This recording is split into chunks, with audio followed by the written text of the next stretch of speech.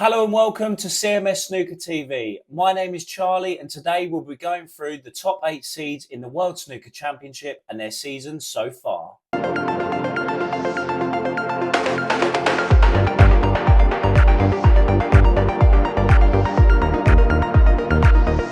Qualifying for the World Snooker Championship is well underway now, with the second and third rounds being played at the time of recording. Let's start with our reigning champion, who was seeded 9th going into last year's tournament, Luca Brecel. Last year, the Belgian Bullet scraped past Ricky Walden in a final frame decider, winning 10-9 in round 1, and that was his first ever win at the Crucible. From here, Brecel went on leaps and bounds, and his performances just kept getting better and better as he beat the likes of Mark Williams and Ronnie O'Sullivan before pulling off a 9-frame comeback against Junhui to come from 14-5 down to win the match 17-15.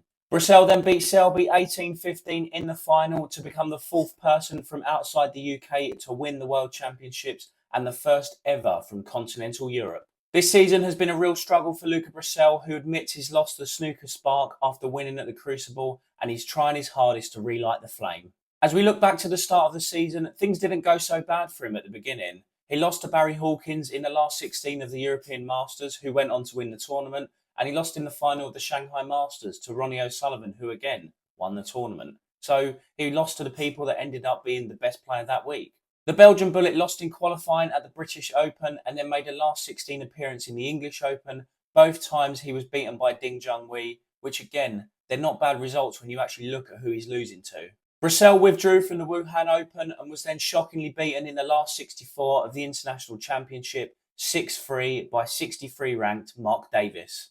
We move on to the Champion of Champions and the UK Championship, where Brecel was unfortunate enough to be drawn against 2 players in fantastic form at this point in the season in Barry Hawkins and Zhang Anda.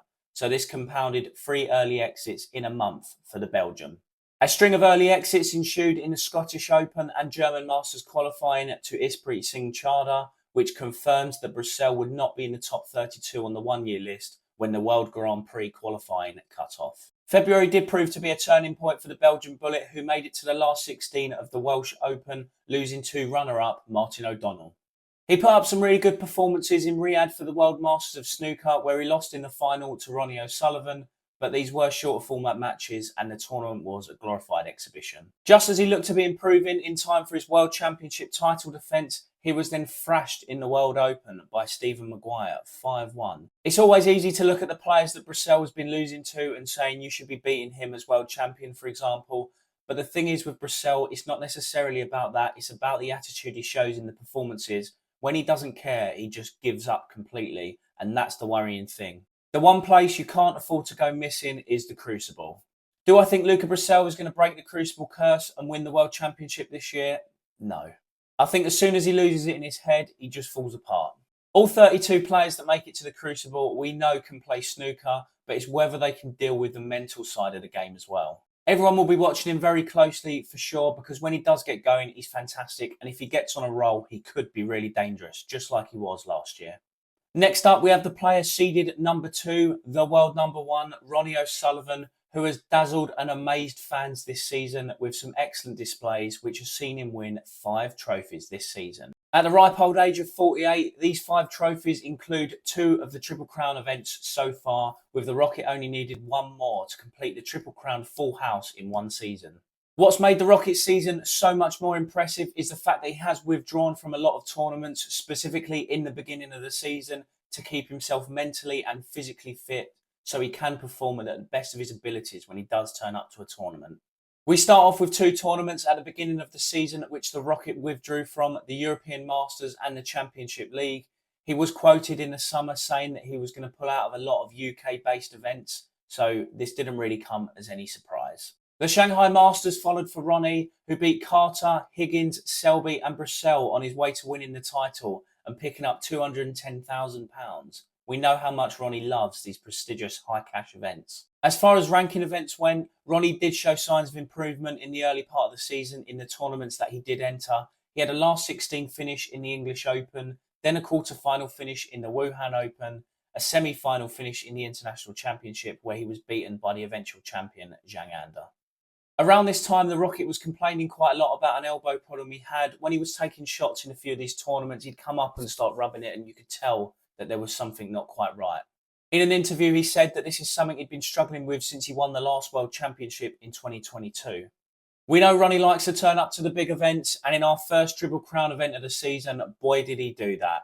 He started off quite slow, to be fair to him, but when he got to the semi-final, he absolutely thrashed Hossein Vafai 6-2, and then produced 3 mesmeric frames in the final against Junhui. With the match sitting at 7-all, he then went on to breeze to a 10-7 victory, producing some absolutely phenomenal snooker. This was the Rocket's 8th UK Championship win, which means he is now the youngest and oldest winner of this competition. Moving into December, the Rocket withdrew from the shootout and the Scottish Open to give himself time to recover. As we move into the new year, January 2024, we had the second Triple Crown event of the season, the Masters. Ronnie beat Ding, Hawkins and Murphy on his way to the final, and then produced 3 sublime frames again in a big final, with the match sitting at 7-all against Ali Carter. He rallied and produced some mesmeric snooker again to win the match 10-7. This also put Ronnie in a situation he's never been in before. He's never actually won the Masters and the UK Championship in the same season, so he's never been on for a Triple Crown full house going into the World Championship. A week later, the Rocket picked up his 4th tournament win of the season and 3rd consecutive tournament win after coming from 4-0 down against Judd Trump to win 10-7 again in the World Grand Prix final. Ronnie withdrew from the Welsh Open but did appear in the Players' Championship, where his 16-match winning streak was beaten as he was whitewashed 6-0 by Mark Selby. The Rocket did enter the Championship League Invitational to the surprise of many. However, in typical Ronnie fashion, he withdrew after the first day. The World Masters was, of course, a glorified exhibition, as I've mentioned previously, but it was the Rocket who came out on top. He was in great form this tournament. He only dropped 3 frames to bag the 250k top prize. He didn't make a 167, so he wasn't able to bag the $500,000 US. Ronnie had a bit of a lull week in the World Open, where he didn't produce some fantastic performances. He was beaten in the last 16 by Hossein Vafai. Our final event of the season was the Tour Championship, which the Rocket got to the final of against Mark Williams. And from here, you would have expected Ronnie to win this one, given the season he's had so far compared to Mark Williams. However, the Welsh potting machine was in absolutely devastating form that week, as he beat the Rocket 10-5 in the final. Overall, Ronnie's had a fantastic season, even if you ended it right here. He's won 5 tournaments, he's earned well over £1 million. The only thing that will concern Ronnie fans going into the World Championship is if he has a ghost session like he did against Williams or Selby. Regardless of form, Ronnie O'Sullivan always goes into the World Championship as favourite, so betting on him won't make you much money, especially considering he's won 5 trophies this season. Sitting at world number 2 and seed number 3 for the World Snooker Championship is Judd Trump. The season started off brightly for the ace in the pack, who made it to the final of the European Masters, but was beaten by an exceptional Barry Hawkins, who was on fantastic form that week. In the Shanghai Masters, he beat Jack Lisowski, but was then thrashed by Mark Selby 6-1 in the next round, and then had a disappointing outing at the British Open as he was beaten in the last 64 by 108th ranked Hamid Mia. This defeat clearly unleashed the beast inside Judd Trump, who then went on to win 22 matches in a row and 3 tournaments in a row, winning the English Open, the Wuhan Open and the Northern Ireland Open, before being beaten by Stephen Maguire in the International Championship. Trump looked to be back to his best in the Champion of Champions. However, he was beaten by an inspired Allen in the final, who ended up thrashing him at 10-3. He fell to an informed Ding Junhui in the UK Championship semi-final after beating the jester from Leicester, Mark Selby, in the quarters, which was his 1,000th professional win. The Scottish Open didn't go well for the ace in the pack, who lost to Zhang Anda in the first round. He then had a disappointing outing in the second Triple Crown event of the season, the Masters, where he was beaten by Ali Carter in the quarter-final. As mentioned before, he squandered a 4-0 lead against Ronnie O'Sullivan in the World Grand Prix final, which at the time was a showdown for Player of the Season. He did get over that by making it to his second consecutive final and winning the German Masters against Junhui. We had 2 events with the cream of the crop in the Players' Championship and the World Masters. Judd only won 1 match in each event. He then lost to Carter in the Players' Championship and Ronnie in the World Masters. The ace in the pack then went on to win his 5th tournament of the season, beating Ding Junhui in the World Open final in Yushan. He then come up against the immovable object that was Mark Williams in the Tour Championship, where he was thrashed by the Welsh potting machine. Judd goes into the World Championships as one of the favourites, but he is a notorious underachiever when it comes to the Triple Crown event, having only picked up one World Championship, one UK Championship and 2 Masters titles. Given someone of his ability, you would have thought he would have got more than that. I feel like when it clicks for Judd, it will really click and there'll be a period of significant dominance from the ace in the pack. Will this year be the start of that? Up next is our world number 3, Mark Allen, and the player seeded 4th in the World Snooker Championship. The Pistol had a slow start to the season, coming off the back of a semi-final appearance at the Crucible and also being voted Players, Fans and Snooker Journalist Player of the Season. The man from Northern Ireland experienced early exits in the European Masters, Shanghai Masters, the British Open and the English Open, with 2 of them 4 matches being complete whitewashes. Things improved in the Wuhan Open, where he was beaten in the quarter-final by eventual runner-up Ali Carter. He was then shocked in the Northern Ireland Open and the International Championship by Andres Petrov and Tetchaionu. Seemingly out of nowhere, Allen found some fantastic form that we all know he has. In the Champion of Champions, he beat Jimmy White, Ali Carter, John Higgins and thrashed Judd Trump in the final on his way to lifting the trophy. Allen was unlucky to draw ding in the first round of the UK Championship, who had to make it through qualifying because he dropped out of the top 16. He was in inspired form that week as the Dragon made it all the way to the final. A week later, he was the highest ranked player in the snooker shootout and he picked up some valuable ranking points by winning that tournament. The Pistol was beaten in the semi-final of the Masters by Ali Carter, and as we approached the Players' Championship, Allen's performances did improve. He had a round 2 exit at the World Grand Prix, a last 32 exit at the German Masters, and then got to the quarterfinals of the Welsh Open, where he was beaten by John Higgins. Then again, after a string of poor performances, Allen turned up to the Players' Championship that week and absolutely smashed it. He beat Zhang Anda 10-8 in the final, and then had a semi-final outing in Riyadh for the World Masters. The World Open in Yushan was a tournament to forget for the Pistol, as he was beaten in the last 64 by 78 ranked Daniel Wells. Finally, in the Tour Championship, Allen was another one of the unlucky players to be in the Williams rampage path that week. He was absolutely thrashed by the Welsh potting machine, who at one point led 9-0. I think when you look back, Allen has won 3 tournaments this season. Whether you regard the shootout or not is another story, but he has won 2 big events in the Champion of Champions and the Players' Championship. So although he has had some early exits in a few tournaments, overall, the season's not been too bad. We know that Allen thrives in the World Championship and he is better over the longer format matches, so I expect him to at least make it to the semi-finals this year. We know that over the longer format matches, Mark Allen can be absolute granite, so nobody is going to want to come up against him regardless of how he's played this season. World number 5 and also seeded number 5 for the World Snooker Championship is the jester from Leicester, Mark Selby. Of course, he finished last season so well, but also so disappointingly, losing out to Luca Brecel in the final of the World Championship.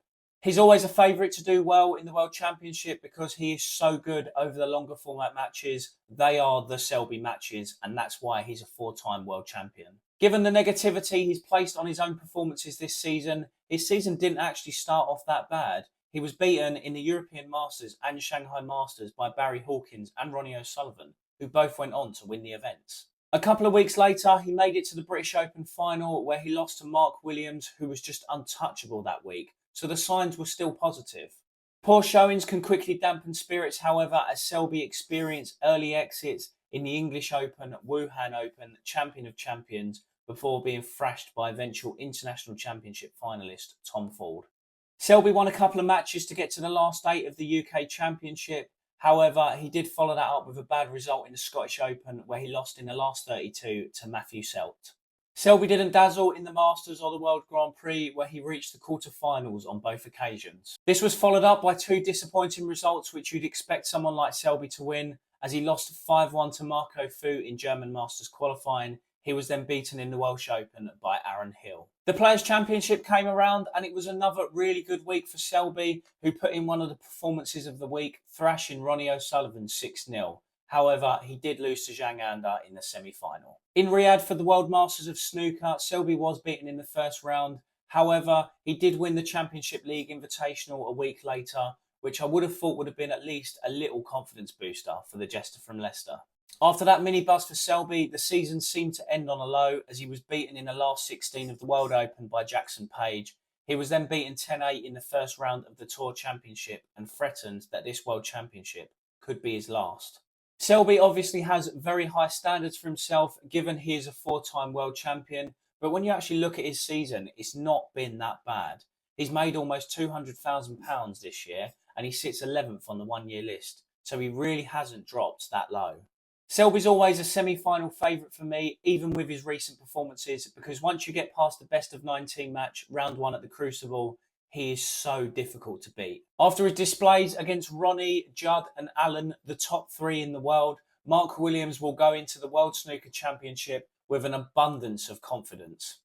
The Welsh potting machine started off the season with a run to the Championship League final where he lost to Shaun Murphy 3-0. Williams then lost in the last 32 of the European Masters and was beaten in the Shanghai Masters by finalist Luca Brecel. He then produced some exceptional snooker at the British Open in Cheltenham where he beat Mark Selby 10-7 in the final and beat Selby at his own game. Williams unexpectedly lost to Liu Hongyu in the last 16 of the English Open before withdrawing from the Wuhan Open where he was due to play Zhang Anda. The end of October to mid-November was a poor month for Williams, who was beaten in the first round of the Northern Ireland Open, the International Championship and the Champion of Champions before losing in Scottish Open qualifying. In the Triple Crown events, he lost to the UK Championship and the Masters runners-up in Ding Junhui and Ali Carter, so in hindsight, them results weren't the worst. Williams reached the last 8 of the World Grand Prix, but that was then followed up by 4 early exits in the next tournaments as he went out in the early stages of the German Masters, the Players' Championship, the Welsh Open and the World Masters. Williams withdrew from the World Open to play pool in China for a few weeks. He landed back in the UK the night before the Tour Championship where he beat Ford, Trump, Allen and Ronnie. He absolutely smashed the top 3 in the world to win the Tour Championship convincingly. The Welsh potting machine couldn't have timed his form any better. To win a tournament that contains the top 12 players from this season on the one-year list so convincingly, it's a fantastic achievement and the confidence he'll have going into the World Championship is just incredible. These performances in the British Open and the Tour Championship just show you that he has the performances in him to beat anyone on his day. And he could still win the World Championship if he can produce that form over 17 days. He's certainly got the ability and he has one of the greatest temperaments of all time, which is such a key attribute over 17 days. Williams is certainly going to be considered a big dark horse now. I'm going to say he makes it to at least the quarter-final. Coming in at number 7th seed for the World Snooker Championship is the greatest Asian player of all time, Ding Junhui. It's been a very turbulent season for the Dragon. He started off the season by withdrawing from the European Masters. He was then beaten in the second round of the Shanghai Masters by Neil Robertson. Things were looking up for Ding with a last 16 run to the British Open, then a quarter-final outing at the English Open, but we then moved to Wuhan where he was shocked in the last 64 by Yuan Sijian. Ding needed a long run in the International Championship to make it into the top 16 for the seeding cut-off for the UK Championship. However, the emergence of Zhang Anda and some good early season form from Tom Ford saw him condemned to 2 rounds of qualifying in York. Sometimes qualifying is the best thing that can happen to a player, and my God was this the case. Ding was in exceptional form in the UK Championship, where he beat reigning champion Mark Allen before beating Tom Ford, Williams and Trump on his way to losing to Ronnie in the final. As I said with Ding, it has been a turbulent season though. He then had early exits in the Scottish Open, the German Masters qualifying and the Masters. The Dragon had a good week in Leicester for the World Grand Prix, but he was thrashed 6-1 by Ronnie O'Sullivan in the semi-final, who produced one of his best performances for a long time. February wasn't a good month for Ding either, who experienced first-round exits in the Players' Championship and the Welsh Open before being beaten in the second round of the World Masters in Riyadh. Seemingly out of nowhere, Ding found some inspired form and made it to the World Open final, where he was beaten by one of the players of the season, quite convincingly, Judd Trump. In the last ranking event of the year before the World Championship, Ding was unfortunately knocked out in the first round by Mark Allen. It's been a bit of a strange season for Ding. He's not won anything and he has had a lot of first round exits, but he's also made it to a couple of finals and a big one in the UK Championship. Overall, I'd say it's been a successful season because he has jumped from 16th to 7th on the official 2-year ranking list. I see Ding going as far as the quarterfinals because it looks as if he's on a collision course with Ronnie in the quarterfinals, and if them two meet, I think the Rocket wins it. Shaun Murphy is our world number 8 and seeded number 8 for the World Championship. His ranking is probably bolstered quite significantly by the fact he made it to the Welsh Open final and won the Tour Championship and the Players Championship last season, because this year hasn't been a great season for the Magician. The season started off in the best possible way for Murphy, who won the Championship League, beating Mark Williams 3-0 in the final. However, since then, it has been a gradual decline. A last 16 outing in Nuremberg for the European Masters was followed up by a combination of qualifying and first round defeats in the Wuhan Open, Shanghai Masters, British Open and English Open. Murphy lost to eventual runner-up Chris Wakelin in the Northern Ireland Open and was then shocked by Dominic Dale at the International Championship. The Magician did go out early in the Champion of Champions and the UK Championship, but did lose to Judd Trump and Hossein Vafai, who both had good weeks. So overall, not bad results. After the UK Championship, we can't miss out the excellent 147 that Murphy made in the snooker shootout. He did, however, go out in round 2 to Dominic Dale. Murphy failed to qualify for the Scottish Open and the German Masters before putting in some exceptional performances at Ali Pali for the Masters, where he beat Zhang Anda and Jack Lisowski so impressively before losing to the immovable object that week, Ronnie O'Sullivan. Murphy put in an incredible performance to beat John Higgins in the first round of the World Grand Prix by whitewash 4-0. However, he couldn't follow that up as he was whitewashed himself by Chow Yu-peng 4-0 in round 2. A low point in the season for the Magician was being beaten in Welsh Open qualifying by Q School's Barry Pinches. With all due respect to Barry, Shaun Murphy is a top 8 player and he should be beating any amateur that comes up against him. We move into March and Riyadh for the World Masters of Snooker, where Murphy put in one of the best losing performances I think I've ever seen from a player. He started off with breaks of 121 and 126, but he couldn't stop the Trump onslaught, who ended up winning 4-3. Murphy's last event before the World Championship, he made it to the last 16 of the World Open, where he was beaten by eventual finalist Ding Junhui. He did have players that he should have beaten in the last 64 and last 32 rounds in Juicy and Joe Perry, but overall, not a bad display given how his season has gone. Of course, I didn't mention the Players' Championship or the Tour Championship because Murphy did fail to qualify for both because he wasn't in the top 16 or the top 12 on the one-year list at the time the seeding cut off. Murphy will always have a bit of class about him, and we know he's capable of a great performance. He has absolutely no pressure on himself going into the Crucible this year, so this could potentially bring the best out of him. The obvious favourites going into the World Snooker Championship are Judd Trump and Ronnie O'Sullivan off the back of their 5 tournament wins this season. I want to hold my judgment until I see the draw for round 1. The reason I want to reserve my judgment until the draw is made is because we've got the likes of Hossein Vafai, Jack Lisowski and Neil Robertson all having to make it through qualifying to get to the Crucible, and they are 3 players nobody will want to play in round 1. All of the top 8 are more than capable, and they've all had completely different seasons going into the World Championship. Let me know in the comments if you've already made your mind up about who's going to win the World Snooker Championship, or if you're doing the same thing as myself, where you're waiting until the first round draw. Thank you very much for watching. I am Charlie from CMS Snooker TV. If you liked the video, make sure you drop me a like, and please be sure to subscribe for more snooker content. Have a great day.